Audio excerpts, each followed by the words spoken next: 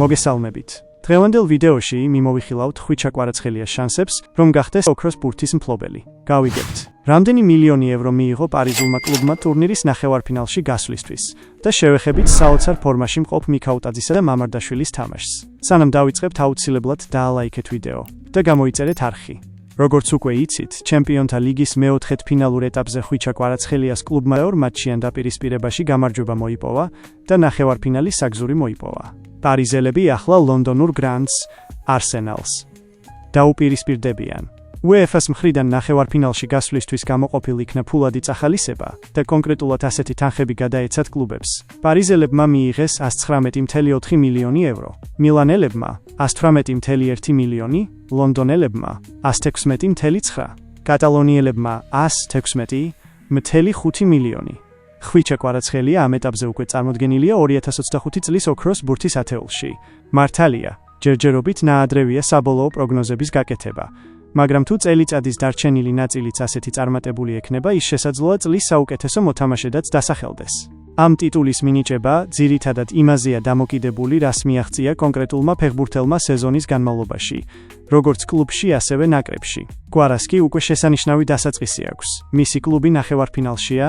თეორიულად თუ ვიმსჯელებთ, პარიზელები რომ ჩემპიონთა ლიგას დაეუფლონ და ამ გზაზე ხვიჩას მნიშვნელოვანი წვლილი შეიტანოს, ეს მის რეიტინგზე დიდ გავლენას იქონიებს.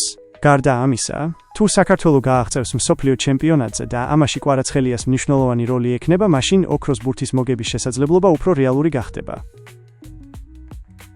Old Traffordზე გამართულ შეხვედრაში მანჩესტერმა უმასპინძლა ლიონს, რომლის სასტარტო შემადგენლობაშიც გიორგი მიქაუტაძე თამაშობდა.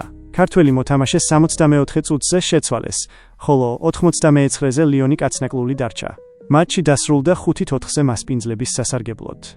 ევროპის ლიგაზე მიქაუტაძეს უკვე საკმაოდ შთამბეჭდავი სტატისტიკა აქვს, 11 შეხვედრაში 4 გოლი და 5 საგოლე გადაცემა.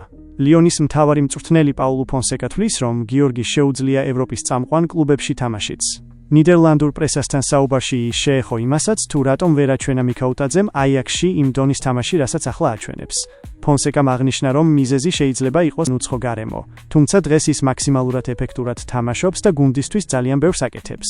გარდა პროფესიონალიზმისა, მწვრთნელი მის ადამიანურ თვისებებსაც უსვამს ხაზს.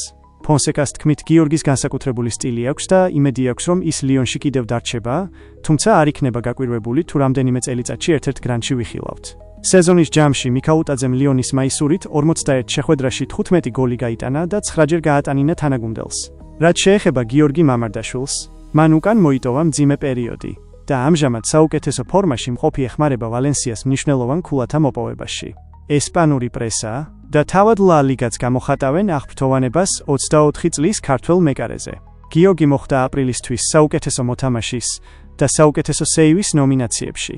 ვალენსიას ამ პერიოდში 6 მატჩიანი წაუგებელი სერია აქვს. ხოლო მამარდაშვილმა სეზონის რთული სტარტის შემდეგ შეძლო ფორმის აღდგენა და კლუბის ერთ-ერთ მთავარ საყრდენად ჩამოყალიბდა. დღეისთვის სულ ეს იყო, აუცილებლად დაალაიქეთ ვიდეო და გამოიწერეთ არხი უკეთესი კონტენტისთვის.